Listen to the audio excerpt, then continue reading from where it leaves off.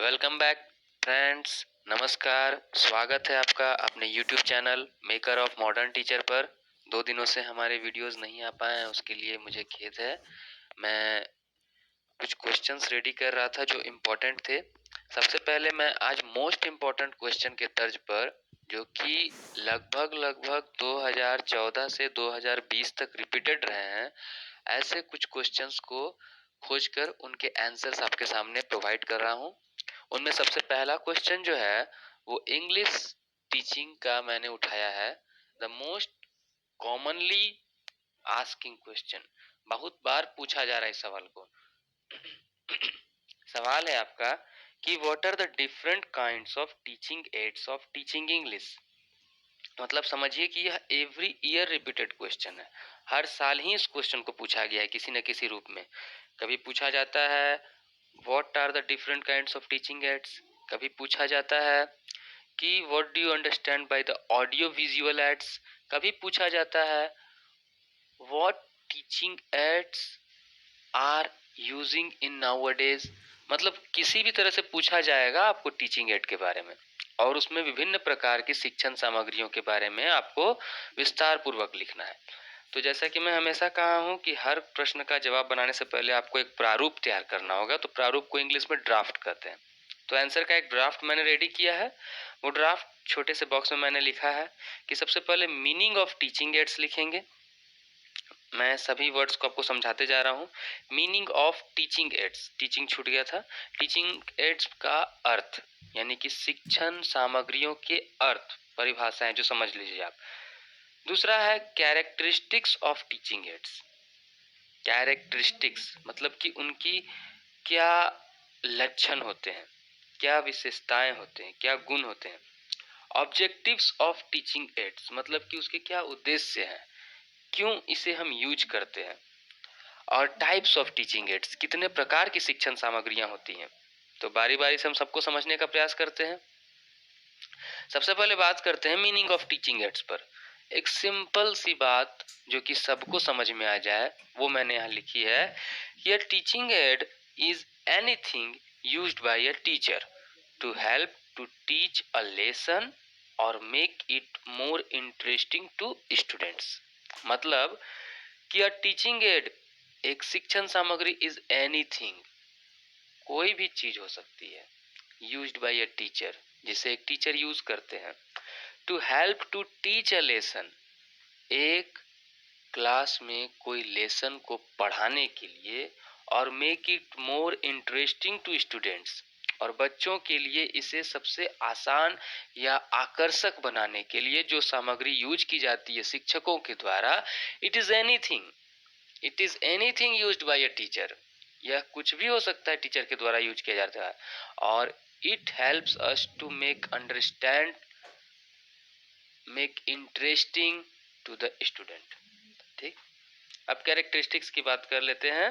तो number 1, this aids helps to understand and comprehend difficult ideas and concept। मतलब कि यह मदद करता है समझ, समझ को विकसित करने में। अंडरस्टैंडिंग पावर, कॉम्प्रिहेंसिंग, दोनों का मतलब एक ही हो जाता है।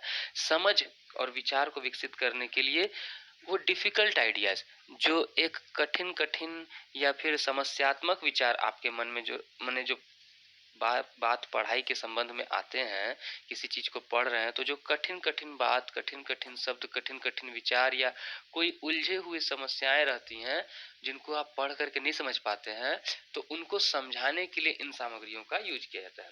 और एक अवधारणा क्लियर करता है आपके मन में, उसके बारे में कॉन्सेप्ट क्लियर करता है। They help to develop interest of all the learners and make them curious. Curious means हो गया जिज्ञासु। They help to develop interest, वो आप में इंटरेस्ट बढ़ाने में मदद करता है। They help to develop interest to all the learners, सभी बच्चों में, सभी सीखने वाले प्रशिक्षुओं में आपको इंटरेस्ट को कैसे जगाया जाए। एंड मेक देम क्यूरियस, और उन्हें किस प्रकार हम क्या बना सकें, उन्हें किस प्रकार हम जिज्ञासु बना सकें, इस बात का वर्णन यहाँ होता है। तीसरा है कि कि they make learners active participant in the learning process. वो प्रशिक्षुओं को ये जो शिक्षण सामग्रियां होती हैं इसकी वजह से हम एक्टिव लर्निंग प्रोसेस में बना सकते हैं। एक्टिव पार्टिसिपेंट मतलब कि सक्रिय भागीदार, वो आपके क्लास में एक्टिव रहे, आपकी पढ़ाई की ओर उनका ध्यान लगा रहे, कंसंट्रेशन उनका यहाँ बना रहे, इसके लिए दे मेक चाइल्ड एक्टिव। ठीक है, ऐसे समझ सकते हैं, it makes child active. They provide reinforcement for better learning. इससे हम पुनर्बलन, एक शब्द है पुनर्बलन, पुनर्बलन का मतलब होता है कि आप उसको प्रोत्साहना देते हैं। पुनर्बलन फॉर बेटर लर्निंग, उसका लर्निंग अधिगम जो है वो और अच्छा हो, इसके लिए हम उसे प्रोत्साहना देते हैं, रीइंफोर्समेंट करते हैं। They develop the perception of the learner towards concept. Perception का मतलब ही समझ लीजिए एक तरह से समझ ही हुआ, और ये टुवर्ड द कंटेंट, जो कंटेंट है किताब के अंदर, पुस्तक के अंदर जो बातें कही गई हैं उसके संबंध में उसकी अवधारणा, उसकी समझ को विकसित किया जाए। तो ये बातें रही, हम कैरेक्टरिस्टिक्स के बारे में पढ़ें। अगली बात है objective of teaching ads. Number 1 is audio visual ads make the teaching learning process very effective. सभी जानते हैं इस बात को, audio visual ads make the teaching learning effective. Effective करने का मतलब बहुत ही प्रभावशाली। आपका जो शिक्षण और अधिगम का कार्य है, एक टीचर क्या काम करता है, सिखाने का काम करता है, और एक बच्चा क्या काम करता है, सीखने का काम करता है। तो सीखने सिखाने की जो प्रक्रिया है, शिक्षण अधिगम प्रक्रिया, टीचिंग लर्निंग प्रोसेस, इस टीचिंग लर्निंग प्रोसेस को ऑडियो विजुअल एड्स यानी कि श्रव्य दृश्य साधन, एक ऐसे साधन जिसमें सुना भी जा सकता है, देखा भी जा सकता है, इसके माध्यम से हम इसे बहुत ही प्रभावशाली बना सकते हैं। दूसरा है to make learning interesting and long lasting. यदि आप टीचिंग एड्स का यूज करते हैं तो आपका क्लास बोरिंग वाला नहीं रहेगा। ठीक है, it makes interesting, it makes the teaching class interesting, teaching learning process interesting. To save time energy and burden of the teacher. शिक्षक के ऊपर ज्यादा बोझ नहीं रहता है यदि शिक्षण सामग्री उसके पास मौजूद रहे। यदि आप किसी को पढ़ाना चाहते हैं A for apple, B for ball, अब कोई एप्पल नहीं देखा है तो आपको एप्पल या तो बनाना पड़ेगा, उसी जगह अगर आपके पास पाठ्य पुस्तक यानी टेक्स्ट बुक है तो आप टेक्स्ट बुक में दिखा देंगे, आपका वर्क जो है इजी हो गया। 4 है टू इंटरप्रेट डाटा। इंटरप्रेट मतलब डिकोड करना, ठीक है ना। जैसे कि मान लीजिए नॉर्थ ईस्ट वेस्ट साउथ, आप डायरेक्शन समझा रहे हैं बच्चों को, अब उसको समझ में नहीं आ रहा है, उससे अच्छा आप बना बनाया उसे फोटो दिखाइए, फोटो के माध्यम से उसको अच्छा समझ में आएगा। टू इंटरप्रेट डाटा और टू एक्सप्लेन कॉम्प्लेक्स कॉन्सेप्ट, एक जटिल अवधारणा जो होती है, ऐसी ऐसी बातें कुछ कुछ होती हैं पुस्तकों में जो आसानी से समझ में ना आए, तो हम क्या करते हैं कि इसकी सहायता लेते हैं। To explain objects that have no physical existence, वैसी चीजें जो कि वास्तव में है नहीं, उन्हें भी समझाने के लिए हम इसका यूज करते हैं। जैसे कि आप समझाने वाले हैं भाववाचक संज्ञा। भाववाचक संज्ञा मतलब एब्स्ट्रैक्ट नाउन, कि the child is happy. Happy क्या होता है? अब 1 क्लास का बच्चा पहली बार है, उसको आप बताइएगा तो चाइल्ड इज वेरी हैप्पी, तो अब आप उसको कोई फोटो दिखाइएगा, ये चाइल्ड क्या है, हैप्पी है। अब उसमें लड़का खुश रहा तो हैप्पी का मतलब खुश होता है।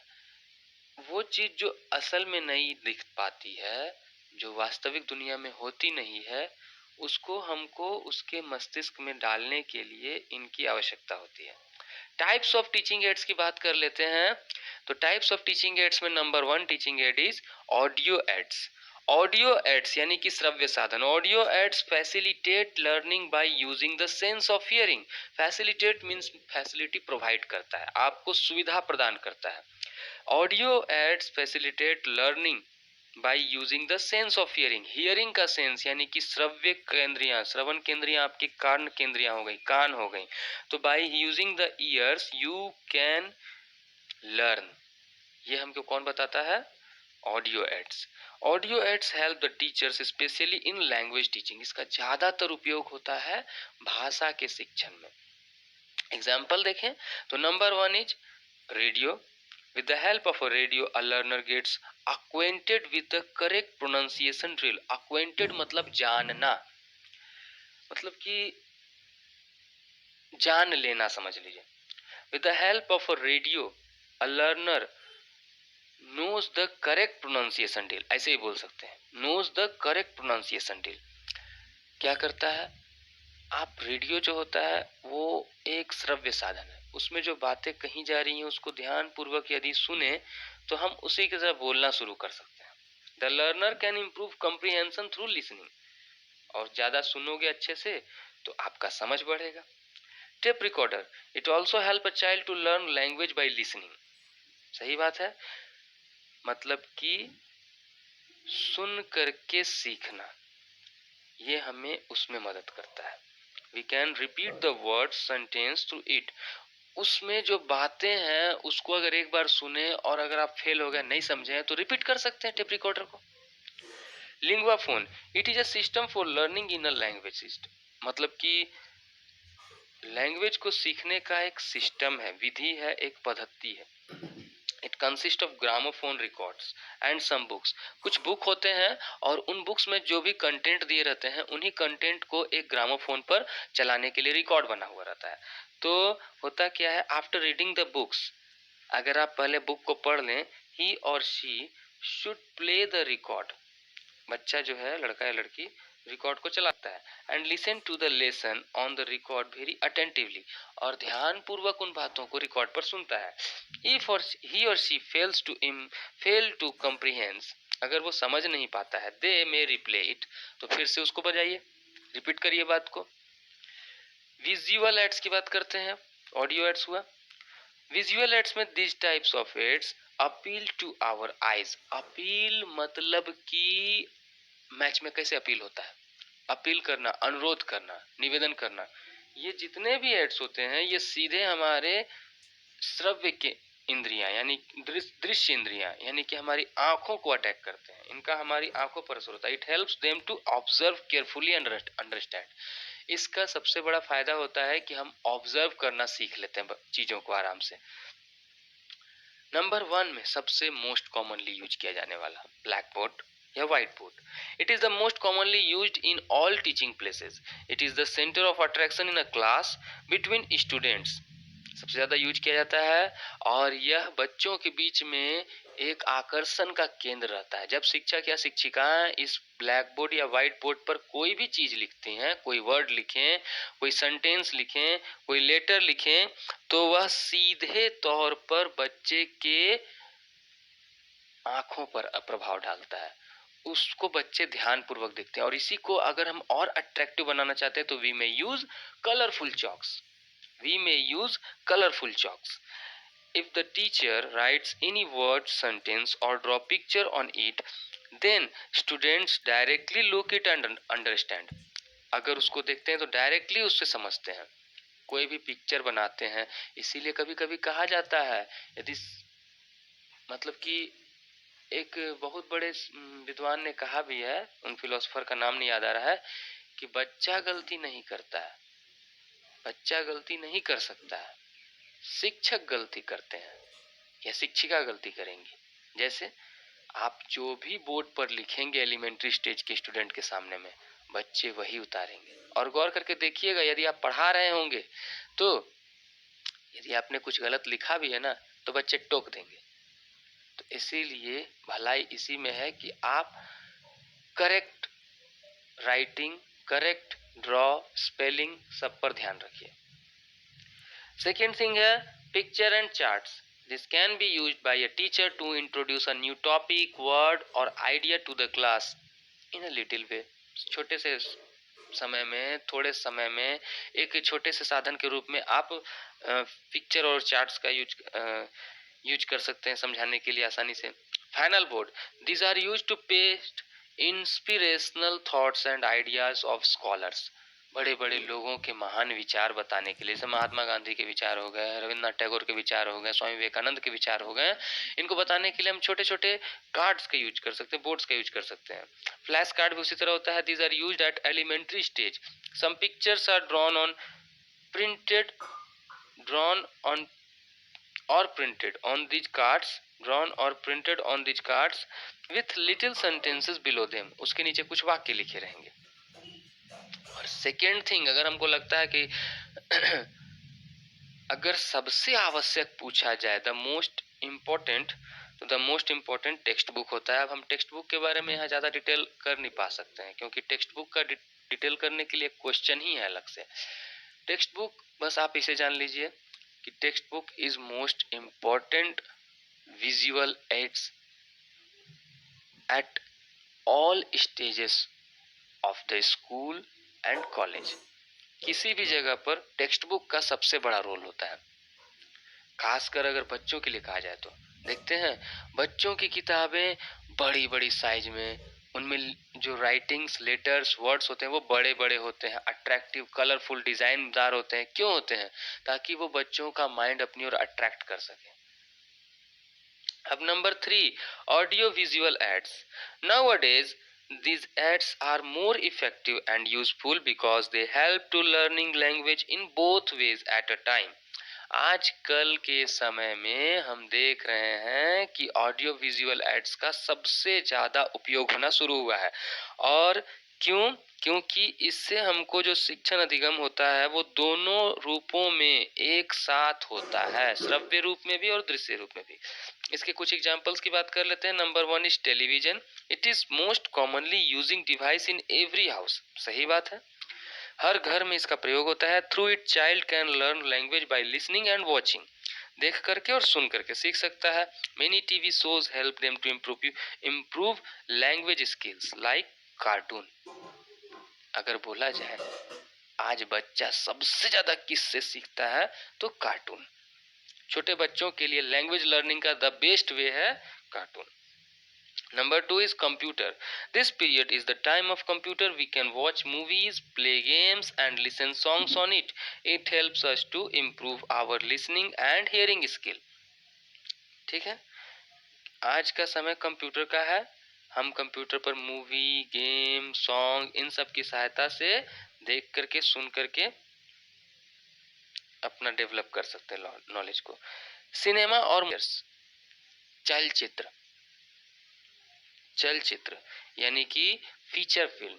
अ सिनेमा और feature film is a best way of learning a lesson. इसमें एक मैसेज छिपा रहता है, कहानी के अंत में हमें मैसेज का पता चलता है। आजकल देखते हैं कार्टून एनिमेशन पिक्चर्स भी आते हैं। We learn some messages from it. 4 drama. Everyone loves drama, everyone loves drama. It directly attract our eyes and ears. Drama क्या होता है? सीधे तौर पर हमारे आंखों और कानों को अट्रैक्ट करता है, क्योंकि हमारे सामने एक ना, it is live, like a live live show. It is a live show. यहाँ एक और सेंटेंस जोड़ सकते हैं, it is a live show. एक जीवंत कार्यक्रम होता है जिसमें आपके सामने एक्टर एंड एक्ट्रेस जो है ना रोल प्ले करते हैं, और उस रोल में वो, इसीलिए किरदार को सबसे सबसे इम्पोर्टेंट होता है ना एक ड्रामा का, उसके एक्टर एंड एक्ट्रेस। उसमें यूज की गई सामग्री से ज्यादा इम्पोर्टेंट होता है एक्टर एंड एक्ट्रेस, और उनको इस रोल को सिखाने वाले डायरेक्टर का सबसे बड़ा रोल होता है। तो हमको ड्रामा के बारे में 2-3 सेंटेंस यहाँ बता देना है कि we concentrate on it rapidly and understand the meaning quickly in easy way. आसानी से, जल्दी से समझ जाते हैं हम इसमें बातों को, और ड्रामा में कभी कभी हम ना खुद भी सोचने लग जाते हैं। Some other examples are slides and film stripes. ICT आजकल बहुत ज्यादा यूज हो रहा है, कॉलेजेस में देखिएगा और स्कूल्स में। आईसीटी, इंफॉर्मेशन कॉम्प्रिहेंशन टेक्नोलॉजी, मतलब कि आपको कंप्यूटर के माध्यम कहा जाए तो कंप्यूटर असिस्टेंट लैंग्वेज लैब। और लास्ट में लैंग्वेज लेबोरेटरी। तो इस तरह आज हमने देखा अभी एक मोस्ट इम्पॉर्टेंट इंग्लिश के क्वेश्चन को। आशा है आपको समझ में आया होगा।